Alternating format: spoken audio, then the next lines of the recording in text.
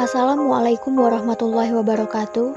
Kami dari kelompok 5 yang beranggotakan Muhammad Sofyan Suryawijaya, NIM 205231242, Eli Widyastuti, NIM 205231246, Puput Wahyudi, NIM 205231267, ingin menyampaikan hasil pembahasan mengenai konsep ujrah dan ijaroh.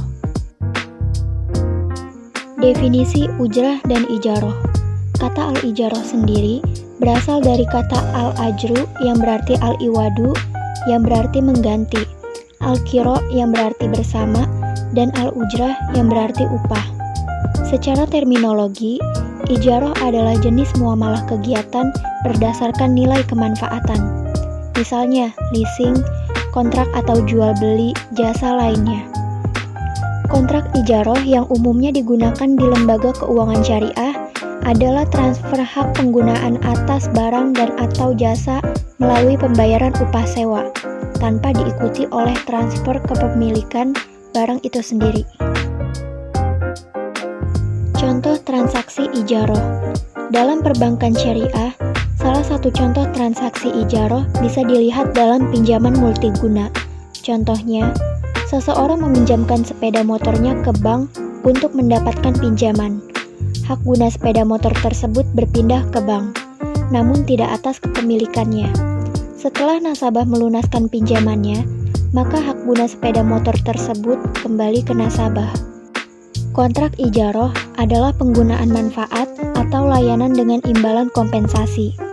Pemilik yang menyewakan manfaatnya disebut muajir, sementara penyewa atau pelanggan disebut rohin.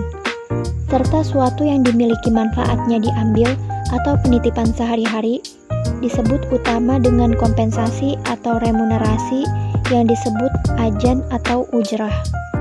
Rukun ijaroh. Terdapat 5 rukun dalam ijaroh, diantaranya 1.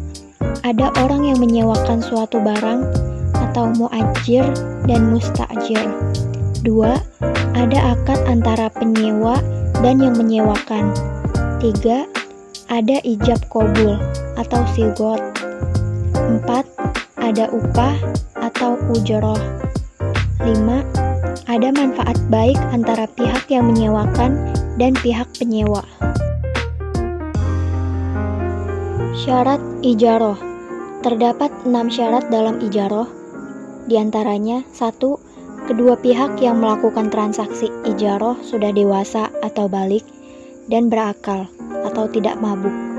2. Kedua pihak yang melakukan transaksi memiliki kerelaan dan tidak didasarkan suatu paksaan dari pihak manapun. 3. Barang yang menjadi objek transaksi harus jelas adanya. 4. Barang yang menjadi objek transaksi harus halal sesuai syariat Islam. 5. Barang yang menjadi objek transaksi menjadi hak mu'jar atas seizin pemiliknya. 6. Manfaat yang didapatkan harus diinformasikan secara terang dan jelas. Jenis ijaroh. Terdapat 2 jenis ijaroh berdasarkan objek yang disewakan, yaitu sebagai berikut. 1. Ijaroh manfaat. Ijaroh jenis ini memiliki objek sewa berupa aset yang tidak bergerak seperti rumah, kendaraan, pakaian, perhiasan, dan lain sebagainya. 2. Ijaroh pekerjaan. Ijaroh atas pekerjaan mengarah kepada objek sewa yang berbentuk pekerjaan atau jasa, yakni seperti menjahit baju, memperbaiki barang, membangun bangunan, mengantar paket, dan lain-lain. Sementara berdasarkan PSAK nomor 107, ijaroh terbagi ke dalam beberapa jenis di bawah ini. 1. Ijaroh asli. Ijaroh asli adalah transaksi sewa-menyewa terhadap objek ijaroh yang dilakukan tanpa ada perpindahan hak kepemilikan atas aset atau barang tersebut. 2. Ijaroh muntahiyah bit tamlik. Ijaroh muntahiyah bit tamlik atau yang disingkat sebagai IMBT ini adalah akad ijaroh yang terjadi dengan adanya perjanjian atau wa'ad perpindahan kepemilikan objek yang disewakan tersebut pada waktu tertentu. 3. Jual dan ijaroh. Transaksi ijaroh ini dilakukan saat objek ijaroh yang telah dijual kepada pihak lain kemudian disewa kembali karena penyewa atau pemilik sebelumnya masih membutuhkan manfaat yang ada di objek tersebut. 4. Ijaroh lanjut. Ijaroh lanjut merupakan kegiatan menyewakan lebih lanjut barang atau aset yang sebelumnya telah disewa dari pemilik kepada pihak lain. Pembatalan ijaroh.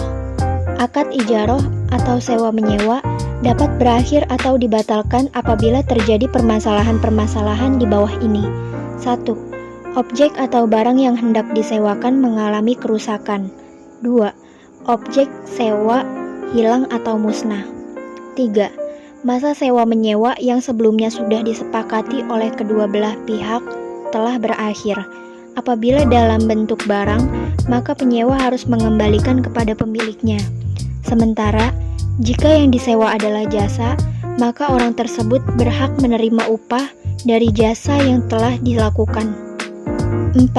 Terjadi uzur pada salah satu pihak. Landasan hukum ijaroh. Landasan hukum dari transaksi ijaroh sendiri berasal dari Quran Surat At-Tolaq ayat 6 yang berbunyi, "Tempatkanlah mereka para istri di mana kamu bertempat tinggal menurut kemampuanmu, dan janganlah kamu menyusahkan mereka untuk menyempitkan hati mereka. Dan jika mereka istri-istri yang sudah ditalak itu sedang hamil, maka berikanlah kepada mereka nafkahnya hingga mereka bersalin. Kemudian jika mereka menyusukan anak-anakmu untukmu, maka berikanlah kepada mereka upahnya. Dan musyawarahkanlah di antara kamu segala sesuatu dengan baik. Dan jika kamu menemui kesulitan, maka perempuan lain boleh menyusukan anak itu untuknya." Sekian penjelasan yang dapat kami sampaikan. Kurang lebihnya mohon maaf. Wassalamualaikum warahmatullahi wabarakatuh.